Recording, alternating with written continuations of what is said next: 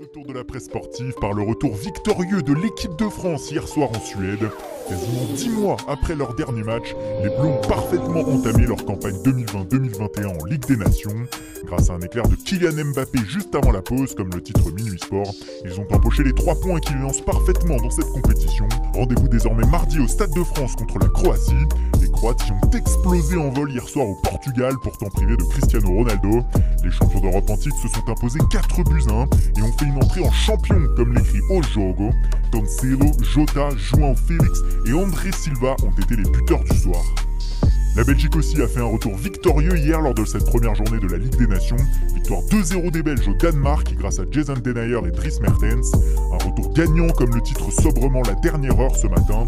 Surtout le quotidien belge se réjouit d'une solide prestation sans ses 2 mètres à jouer, Eden Hazard et Kevin De Bruyne. De bon augure pour la suite. Dans le même groupe, l'Angleterre a souffert mais s'en est sorti en Islande 1-0 grâce à un penalty de Raheem Sterling. Le brise-glace comme le surnomme le Sunday Telegraph ce matin. L'attaquant de Manchester City fait la une de tous les journaux du pays ce dimanche, comme ici le Sunday Star. Le tabloïd qui évoque le mercato ce matin également et le futur départ de Georginio Wijnaldum de Liverpool au FC Barcelone. Le média rapporte que les Reds auraient accepté un prix moins élevé pour cette opération en direction de la Catalogne. Le Barça devra débourser 16,8 millions d'euros pour l'acheter, ce qui l'arrange financièrement. Après Wijnaldum, les Blaugrana vont pouvoir s'attaquer au dossier de l'attaquant, et alors que ces derniers mois c'est Lautaro Martinez qui tenait la corde pour atterrir en Catalogne, Mundo Deportivo rapporte ce dimanche que c'est désormais le Lyonnais Memphis Depay qui serait en pole position dans l'esprit des décideurs barcelonais. Beaucoup moins cher que l'Argentin et voulu à tout prix par le nouvel entraîneur Ronald Koeman, le Néerlandais pourrait rapidement débarquer en Catalogne, surtout que des places se libèrent dans le vestiaire barcelonais. Comme le titre la Gazzetta dello Sport, Luis Suarez et Arturo Vidal vont débarquer dans les prochains jours en Italie. L'Uruguayen va rejoindre la Juventus alors que le Chilien va filer du côté de l'Inter. D'ailleurs, cette arrivée de Suarez à Turin fait du bruit.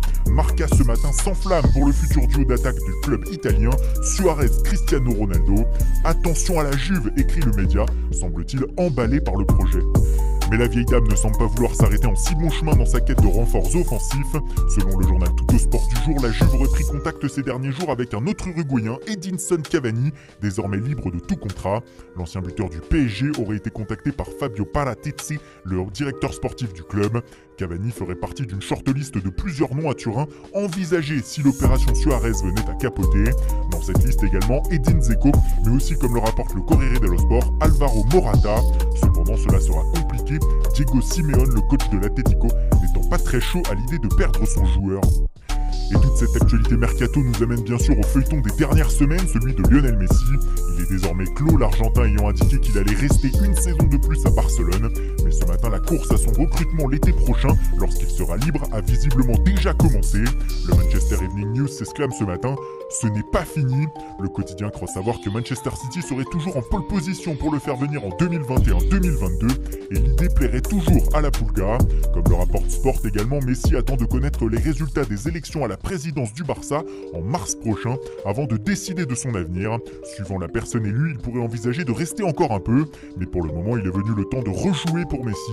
Ce matin il va effectuer son test PCR au Covid-19 avant de s'entretenir avec Ronald Koeman, avant un possible retour demain sur les terrains d'entraînement du FC Barcelone. Le coach néerlandais est au centre de l'attention depuis que Messi a indiqué qu'il restait, car en effet il va avoir du pain sur la planche afin de redonner le moral et l'envie à son joueur de se surpasser pour le Barça, surtout alors qu'il voulait partir. Comme l'écrit As, c'est le plus grand défi déjà de Koeman en cette avant-saison, sauver Messi. Il doit récupérer le grand Léo pour cette saison et le veut à tout prix dans son équipe, car comme il l'a indiqué lors de sa présentation, c'est un joueur qui te fait gagner des matchs. Cependant, selon El País, le retour de Messi dans le vestiaire ne s'annonce pas des plus joyeux. L'Argentin serait totalement isolé, surtout avec les départs annoncés de Luis Suarez et Arturo Vidal, deux joueurs dont il était proche. Pas mal de joueurs aussi verraient d'un très mauvais œil l'accumulation de privilèges dont bénéficie la Pulga depuis de nombreuses années.